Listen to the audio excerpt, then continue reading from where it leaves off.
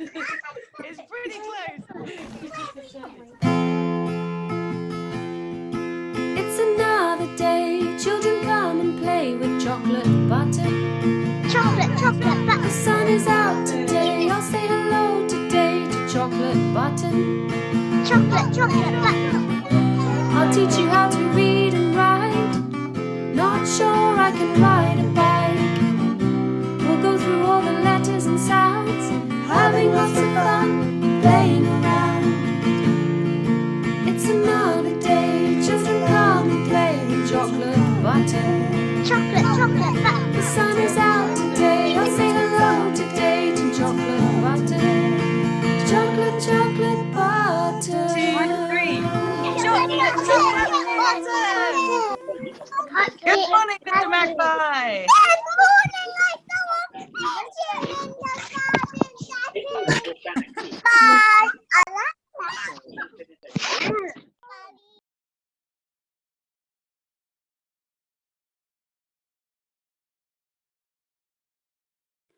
Hello and welcome to Storytime with me, Chocolate Button.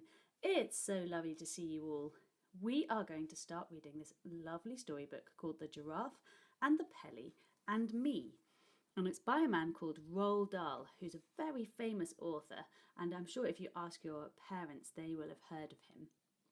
And also it's illustrated by a man called Quentin Blake, whose drawings are also kind of very, very famous.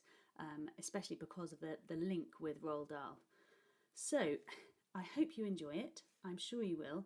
It is published by Puffin.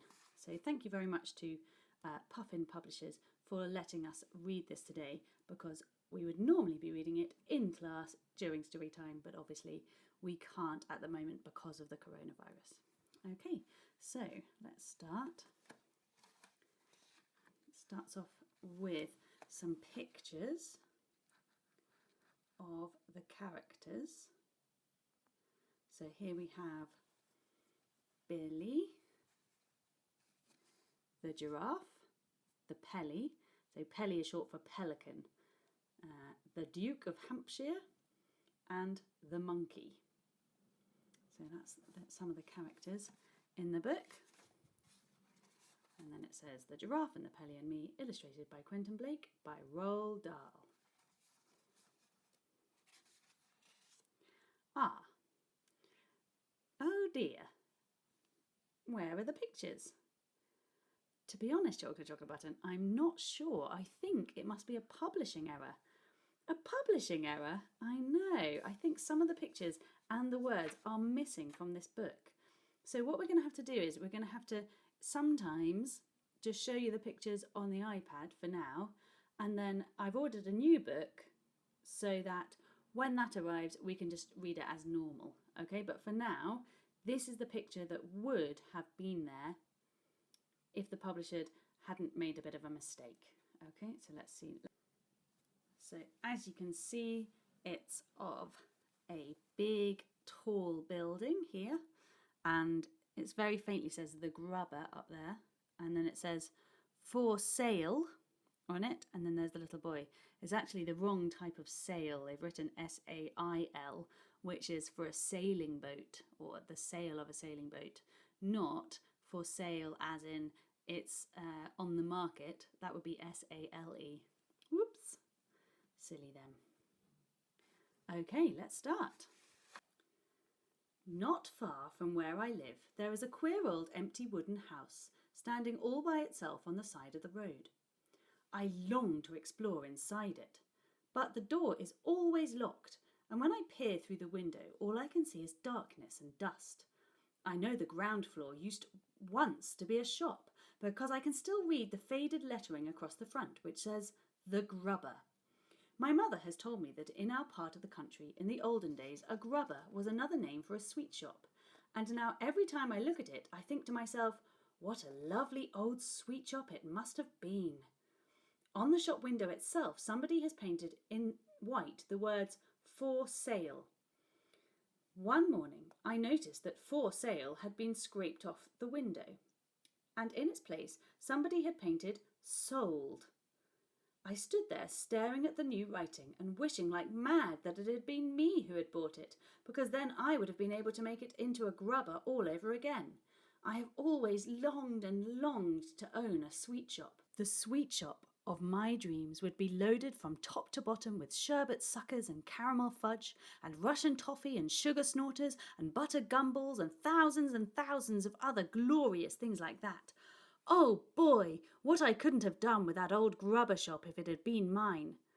On my next visit to the grubber, I was standing across the road gazing at the wonderful old building when suddenly an enormous bathtub came sailing out through one of the second-floor windows and crashed right into the middle of the road. A few moments later, a white porcelain lavatory pan with the wooden seat still on it came flying out of the same window and landed with a wonderful splintering crash just beside the bathtub.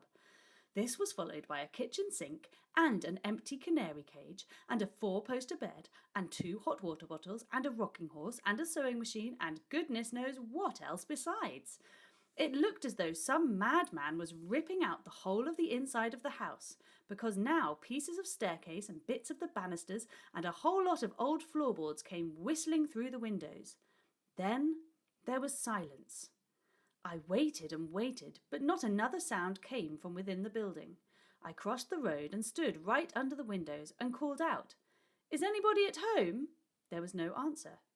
In the end, it began to get dark, so I had to turn away and start walking home. But you can bet your life nothing was going to stop me from hurrying back there again tomorrow morning to see what the next surprise was going to be.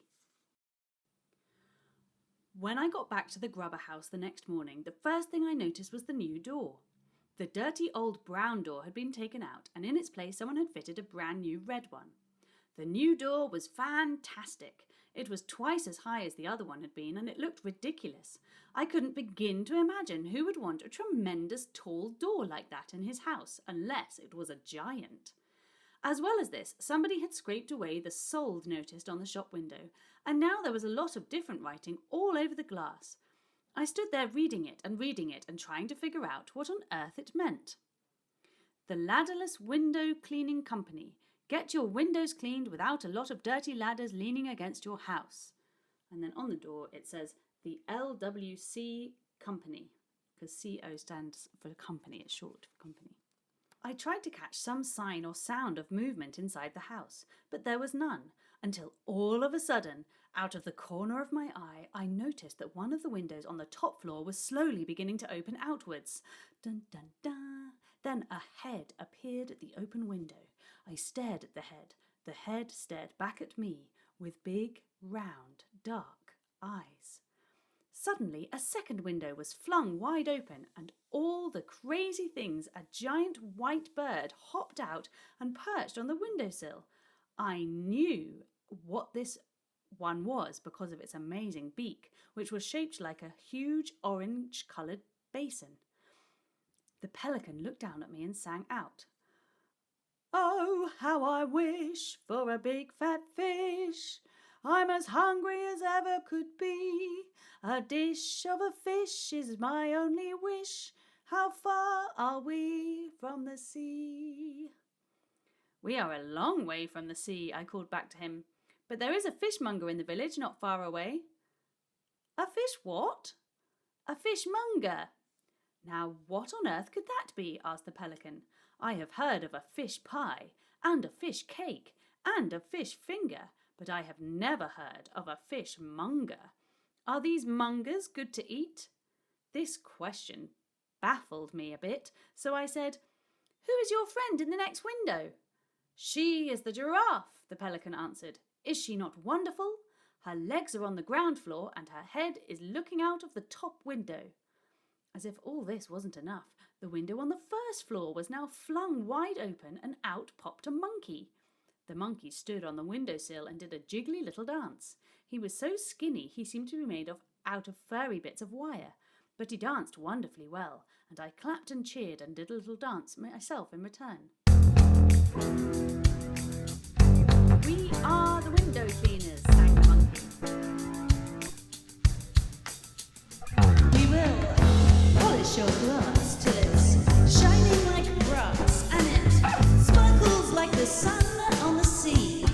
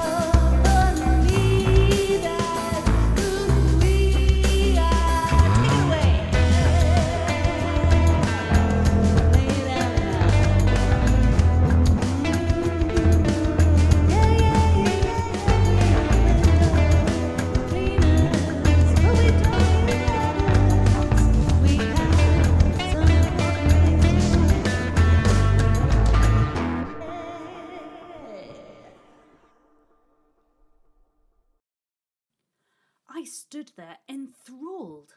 Then I heard the giraffe saying to the pelican in the next window, "Pelly, my dear, be so good as to fly down and bring that small person up here to talk to us." At once the pelican spread his huge white wings and flew down on the road beside me. "Hop in," he said, opening his enormous beak. I stared at the great orange beak and backed away. "Go on," the monkey shouted from up in his window. "The Pelly isn't going to swallow you. Come in." I said to the pelican, "I'll only get in if you promise not to shut your beak once I'm inside." "You have nothing to fear," cried the pelican, "and let me tell you why. I have a very special beak, and a special beak have I. You'll never see a beak so fine, I don't care where you go. There's magic in this beak of mine, hop in and don't say no." "I will not hop in," I said, "unless you swear on your honour you won't shut it once I'm inside. I don't like small dark places." "When I have done what I'm just about to do," said the pelican, "I won't be able to shut it. You don't seem to understand how my beak works." "Show me," I said. "Watch this," cried the pelican. I watched in amazement as the top half of the pelican's beak began to slide smoothly backwards into his head until the whole thing was almost out of sight. "It bends and goes down inside the back of my neck," cried the pelican. "Is that not sensible? Is it not magical?" "It's unbelievable," I said. "It's exactly like one of those metal tape measures my father's got at home. When it's out, it's straight, and when you slide it back in, it bends and disappears." "Precisely," said the pelican. "You see, the top half is of no use to me unless I am chewing fish. The bottom half is what counts, my lad. The bottom half is the glorious beak of mine, is the bucket in which we carry our window cleaning water. So if I don't slide the top half away, I'd be standing around all day holding it open. So I slide it away for the rest of the day. Even so, I'm still able to speak. And wherever I've flown, it has always been known as the pelican's patent beak. If I wanted to eat fish, that's my favourite dish, all I do is I give it a tweak. In the blink of an eye, out it pops and they cry, it's the pelican's patented beak."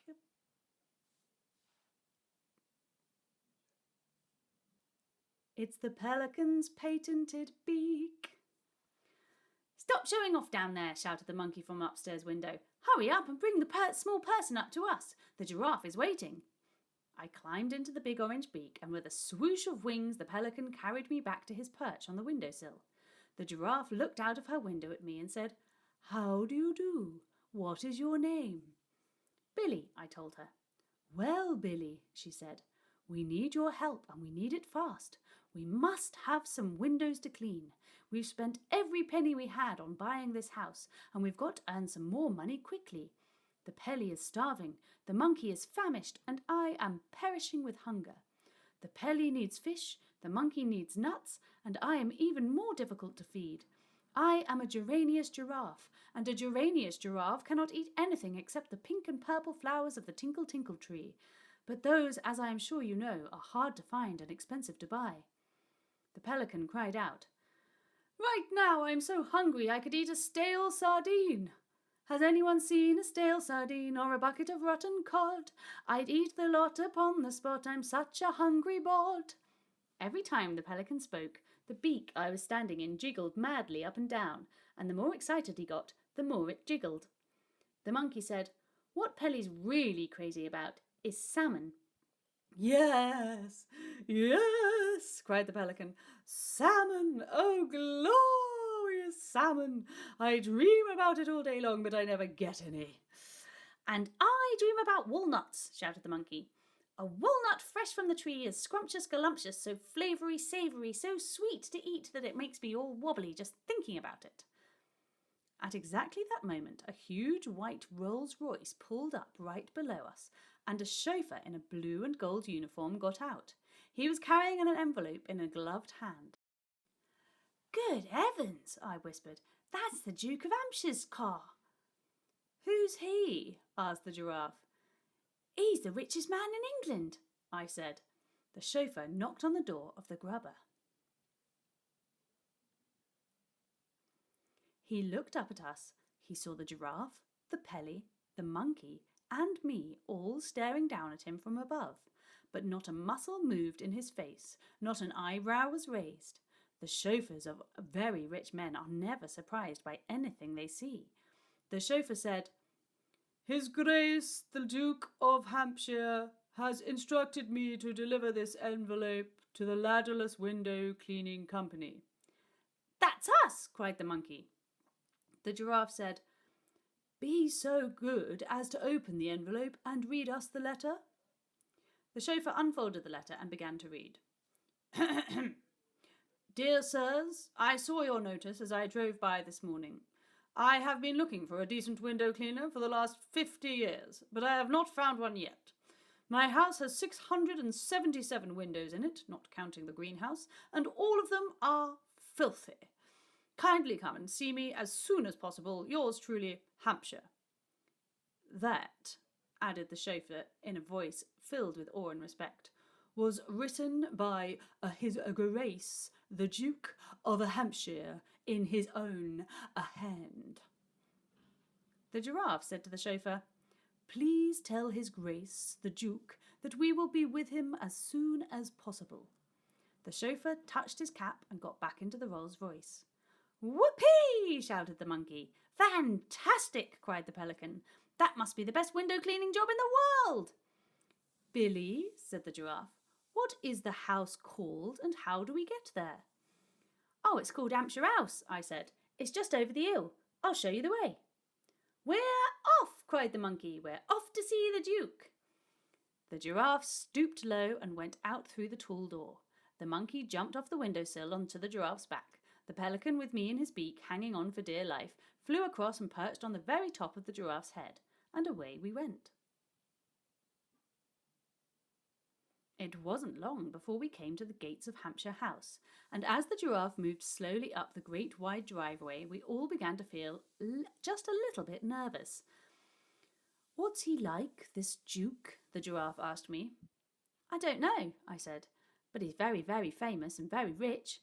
People say he has 25 gardeners just to look after his flower beds." Soon the huge house itself came into view, and what a house it was! It was just like a palace. It was bigger than a palace. "Just look at those windows!" cried the monkey. "They'll keep us going forever." Then suddenly we heard a man's voice a short distance away to the right. "I want those big black ones at the top of the tree," the man was shouting. "Get me those great big black ones." We peered round the bushes and saw an oldish man with an immense white moustache standing under a tall cherry tree and pointing his walking stick in the air. There was a ladder against the tree, and another man, who was probably a gardener, was up the ladder. "Get me those great big black juicy ones right at the very top," the old man was shouting.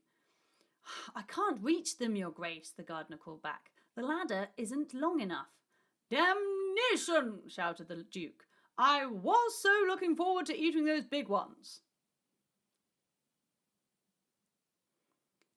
"Here we go," the pelican whispered to me, and with a swish and a swoop he carried me up to the very top of the cherry tree, and there he perched. "Pick them, Billy," he whispered. "Pick them quickly and put them in my beak." The gardener got such a shock he fell off the ladder. Down below us the Duke was shouting. "My gun!" the Duke was shouting to the gardener. "Get me my gun, you rapscallion! I'll have that thieving bird for breakfast. You see if I don't." "I've picked them all," I whispered to the pelican. At once the Pelly flew down and landed right beside the furious figure of the Duke of Hampshire, who was prancing about and waving his stick in the air. "Your cherries, Your Grace," I said as I leaned over the edge of the pelican's beak and offered a handful to the Duke. The Duke was staggered. He reeled back and his eyes popped nearly out of their sockets. "Great Scott!" he gasped. "Good Lord! What's this? Who are you?" And now the giraffe, with the monkey dancing about on her back, emerged suddenly from the bushes. The Duke stared at them. He looked as though he was about to have a fit. "Who are these creatures?" he bellowed. "Has the whole world gone completely dotty?" "We are the window cleaners," shouted out the monkey. "We will polish your glass till it's shining like brass and it sparkles like sun on the sea. We will work for your grace till we're blue in the face, the giraffe and the Pelly and Me." You asked us to come and see you, the giraffe said.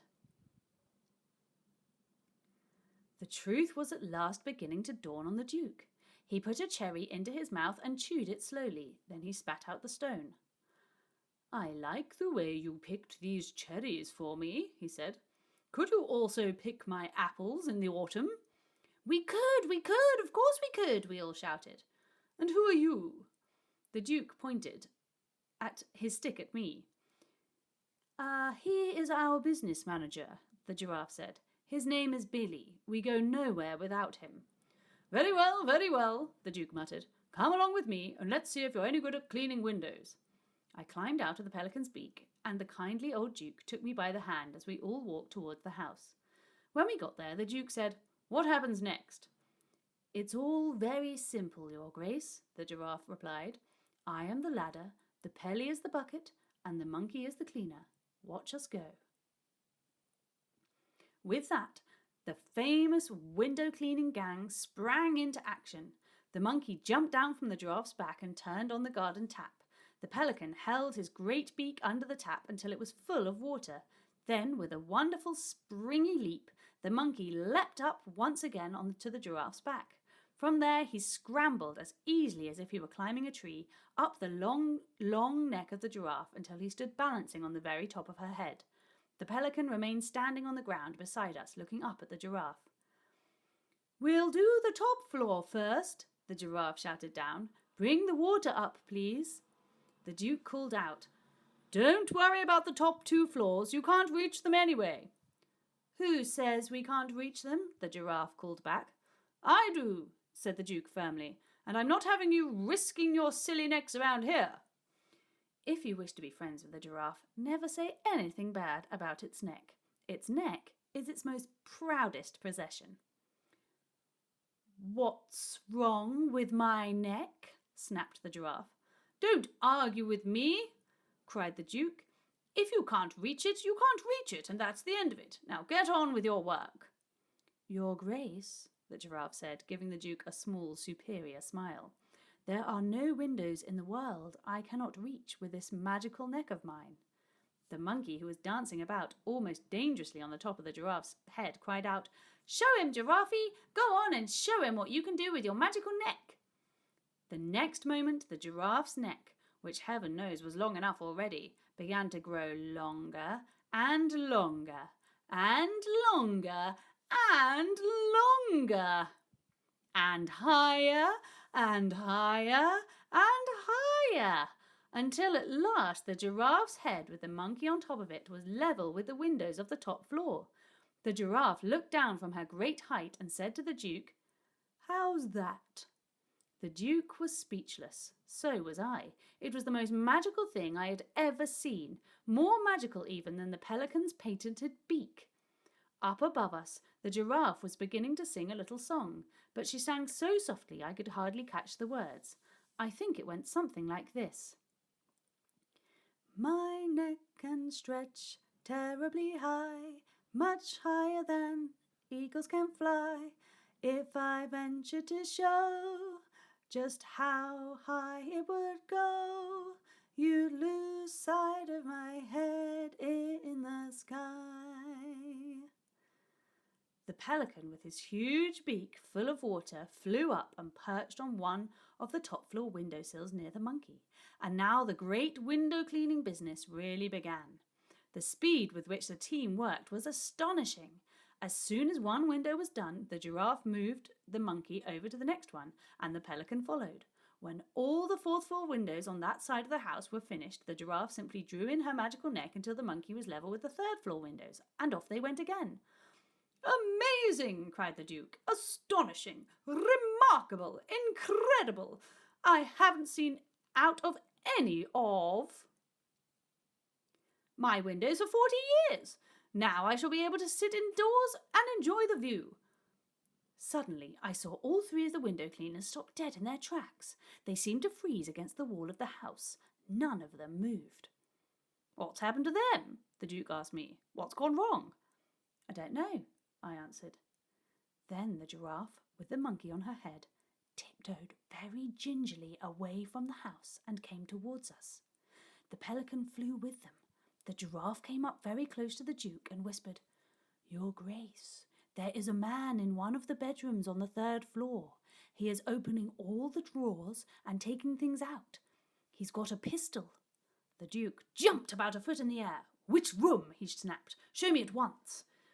"It's the one on the 3rd floor where the window is wide open," the giraffe whispered. "My goodness!" cried the Duke. "That's the Duchess's room. He's after her jewels. Call the police. Summon the army. Bring up the cannon. Charge with the light brigade." But even as he spoke, the pelican was flying up into the air.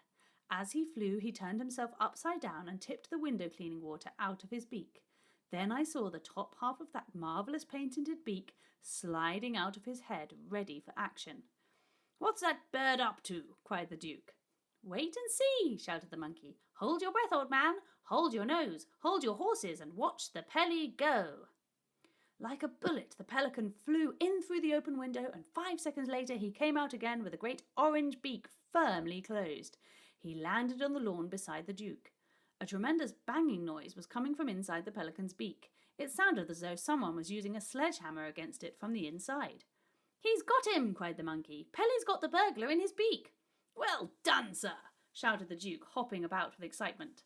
Suddenly he pulled the handle of his walking stick upwards, and out of the hollow inside the stick itself he drew a long, thin, sharp, shining sword. "I'll run him through," he shouted, flourishing the sword like a fencer. "Open up, pelican. Let me get at him. I'll run the bounder through before he knows what's happened to him. I'll spike him like a pat of butter. I'll feed his gizzards to my foxhounds." But the pelican did not open his beak. He kept it firmly closed and shook his head at the Duke.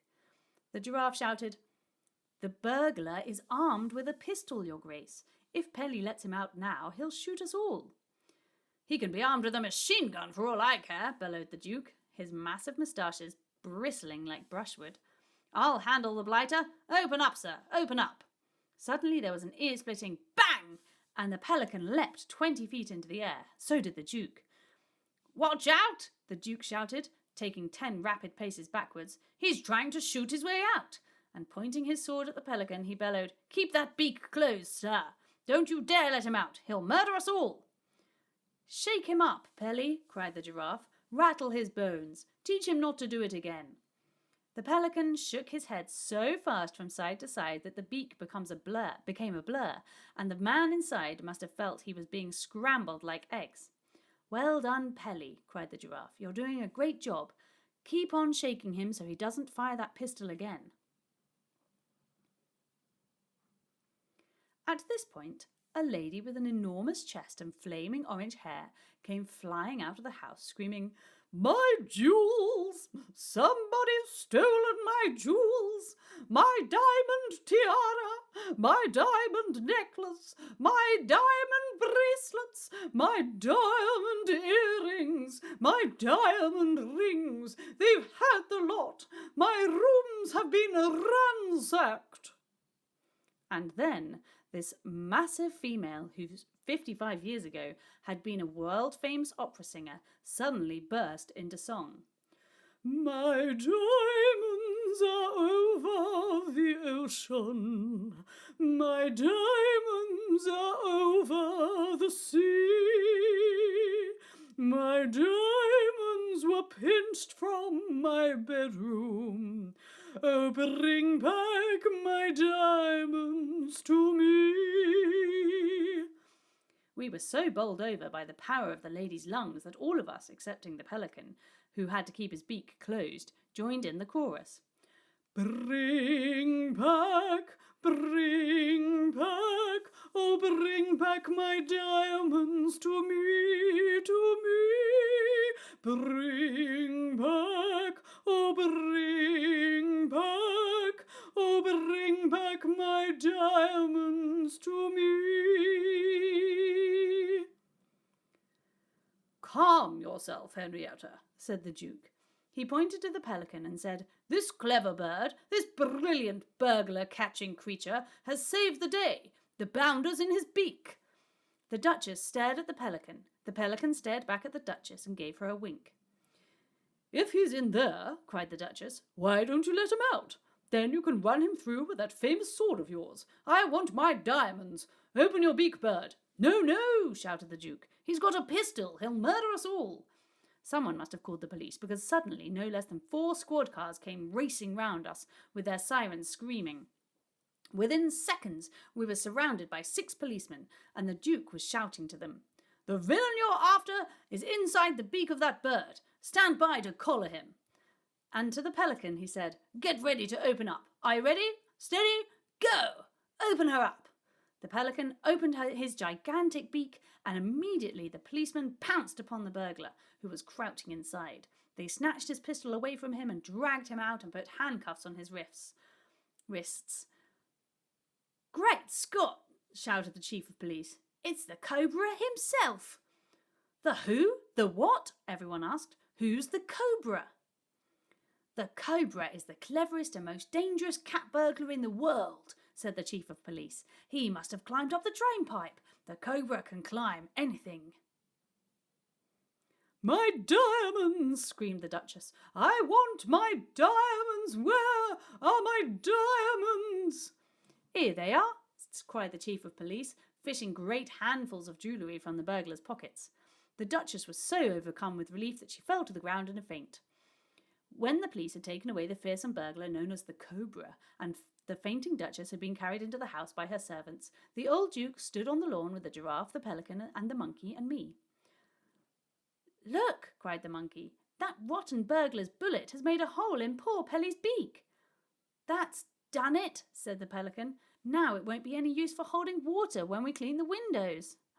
Oh, don't you worry about that, my dear Pelly, said the Duke, patting him on the beak. My chauffeur will soon put a patch over it in the same way he mends the tyres on the rolls. Right, now we have far more important things to talk about than a little hole in a beak.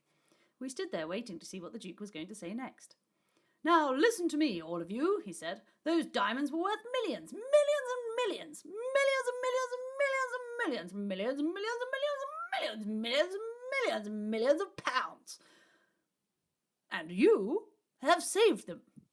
The monkey nodded, the giraffe smiled, the pelican blushed. No reward is too great for you, the Duke went on. I am therefore going to make you an offer which I hope will give you pleasure. I hereby invite the giraffe and the pelican and the monkey to live on my estate for the rest of their lives. I shall give you my best and largest hay barn as your private house. Central heating, showers, a kitchen, and anything else you desire for your comfort will be installed. In return, you will keep my windows clean and pick my cherries and my apples. If the pelican is willing, perhaps he will also give me a ride in his beak now and again. A pleasure, your grace, cried the pelican. Would you like a ride now? Later, said the Duke. I'll have one after tea. At this point, the giraffe gave a nervous little cough and looked up at the sky. Is there a problem? Asked the Duke. If there is, please do let me hear it. I don't like to sound ungrateful or pushy, murmured the giraffe, but we do have one very pressing problem. We are all absolutely famished. We haven't eaten for days.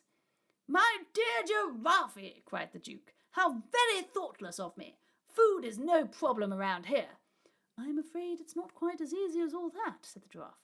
You see, I myself happen to be... Don't tell me, cried the Duke. I know it already. I am an expert on the animals of Africa. The moment I saw you, I knew you were no ordinary giraffe. You are of the geranious variety, are you not? You are absolutely right, your grace, said the giraffe. But the trouble with us is that we only eat... You don't have to tell me that either, cried the Duke. I know perfectly well that a geranious giraffe can only eat one kind of food. And am I not right in thinking that the pink and purple flowers of the tinkle-tinkle tree are your only diet? Yes, sighed the giraffe, and that's been my problem ever since I arrived on these shores. That is no problem at all here at Hampshire House, said the Duke.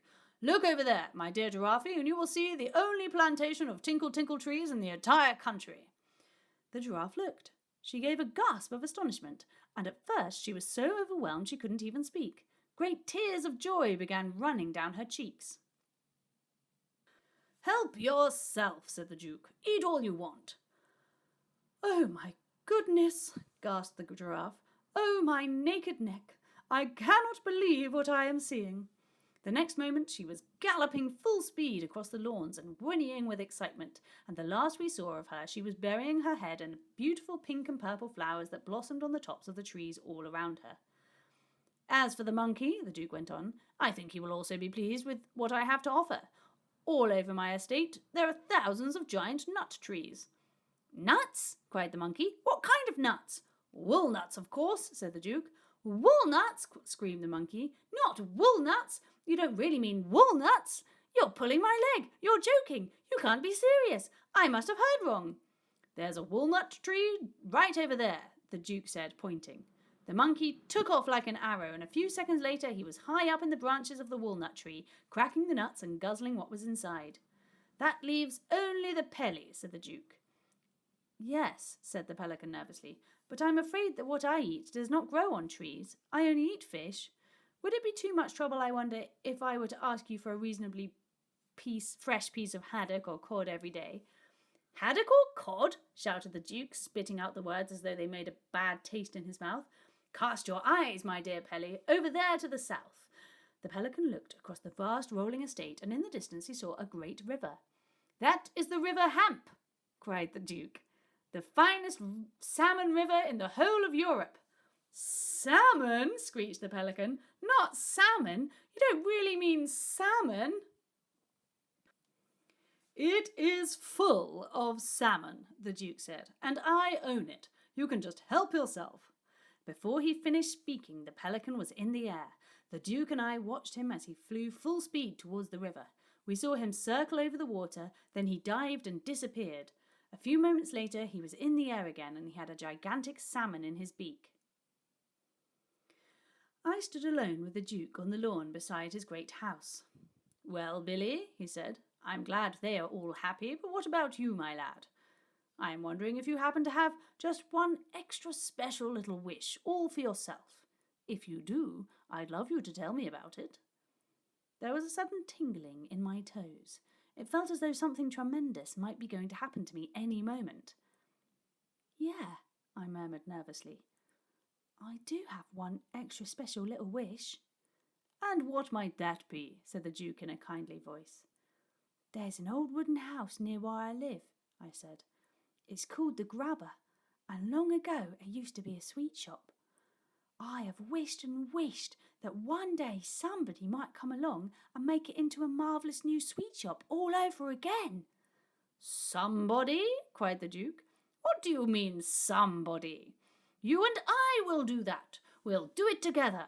We'll make it into the most wonderful sweet shop in the world, and you, my boy, will own it. Whenever the old Duke got excited, his enormous moustaches started to bristle and jump about. Right now they were jumping up and down so much it looked as though he had a squirrel on his face. By goodness, sir, he cried, waving his stick. I shall buy the place today.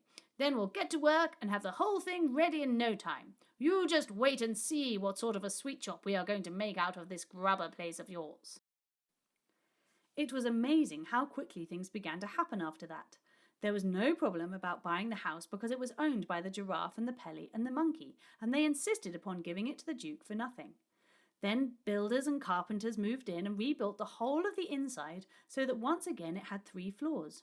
On all of these floors they put together rows and rows of tall shelves, and there were ladders to climb up to the higher shelves and baskets to carry what you bought. Then the sweets and chocks and toffees and fudges and nougats began pouring in to fill the shelves. They came by aeroplane from every country in the world, the most wild and wondrous things you could ever imagine. There were gum twizzlers and fizzwinkles from China, froth blowers and spit sizzlers from Africa, tummy ticklers and gobwangles from the Fiji Islands, and lip lickers and plush nuggets from the land of the midnight sun. For 2 whole weeks, the flood of boxes and sacks continued to arrive. I could no longer keep track of all the countries they came from, but you can bet your life that I unpacked each new batch. I sampled it carefully. I can remember especially the giant wangdoodles from Australia, every one with a huge ripe red strawberry hidden inside its crispy chocolate crust, and the electric fizz cocklers that made every hair on your head stand straight up on end as soon as you popped one into your mouth. And there were the nish nobblers and the gum glotters and the blue bubblers and the sherbet slurpers and the tongue rakers And as well as all this, there was a whole lot of splendid stuff from the great Wonka factory itself. For example, the famous Willy Wonka rainbow drops. Suck them and you can spit in 7 different colours. And his stick jaw for talkative parents. And his mint jujubes that will give the boy next door green teeth for a month. On the grand opening day, I decided to allow all my customers to help themselves for free. And the place was so crowded with children you could hardly move. The television cameras and the newspaper reporters were all there, and the old Duke himself stood outside in the road with my friends, and the giraffe and the Pelly and the monkey watching the marvellous scene.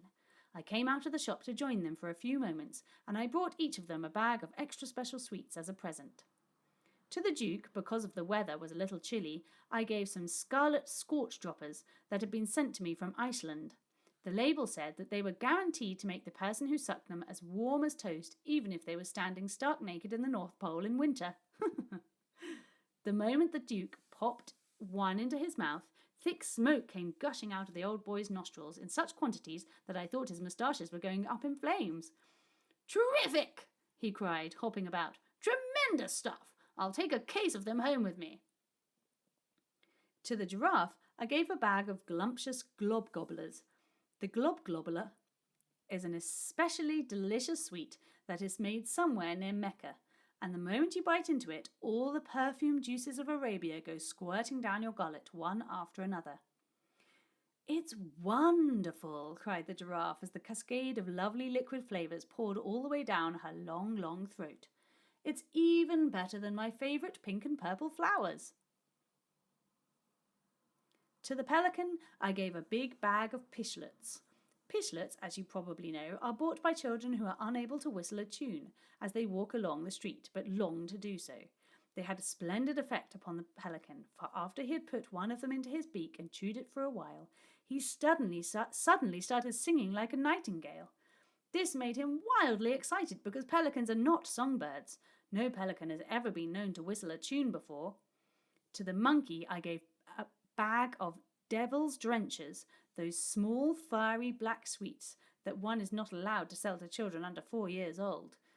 When you have sucked a devil's drencher for a minute or so, you can set your breath alight and blow a huge column of fire 20 feet into the air. The Duke put a match to the monkey's breath and shouted, "Blow, monkey, blow!" A sheet of orange flame shot up as high as the roof of the grubber's house, and it was wonderful. "I've got to leave you now," I said. "I must go and look after my customers in the shop." "We must go too," said the giraffe. "We have 100 windows to clean before dark." I said goodbye to the Duke, and then one by one I said goodbye to the 3 best friends I ever had. Suddenly, we all became very quiet and melancholy, and the monkey looked as though he was about to cry as he sang me a little song of farewell. We have tears in our eyes as we say our goodbyes. We so love being with you. So do please say now and then, come and see us again. The giraffe and the Pelly and Me. The giraffe, the Pelly and Me. That's me, I'm that monkey. Oh, it is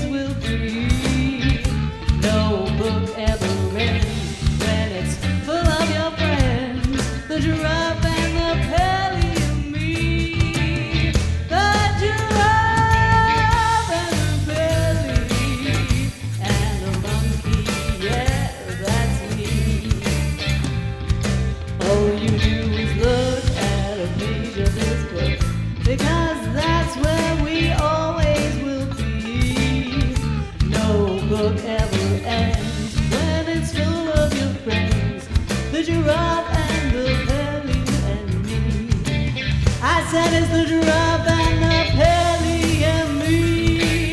Yes, that monkey, that cheeky monkey's me.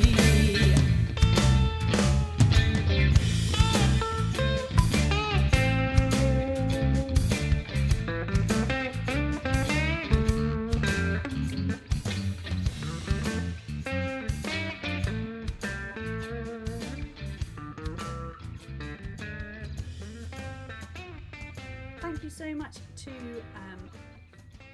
Roald Dahl, to Puffin Publishers, and to Quentin Blake for letting us read this story for our week's Focus special book in reception class at Ray Primary School. I can't wait to hear what you think of it and to see all the wonderful work that you're going to do as a result of listening to it. There are lots and lots of ideas on the blog and also on Twitter and, well, wherever you can think of. I've probably put some ideas, so please do have a look.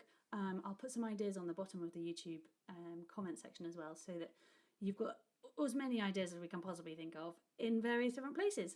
Okay, right, fantastic. Thank you so much for listening. I can't wait to see your work as a result of this, and I can't wait to hear what you think of this wonderful story about the giraffe and the Pelly and Me. Bye. Thank you for listening. Bye. Bye.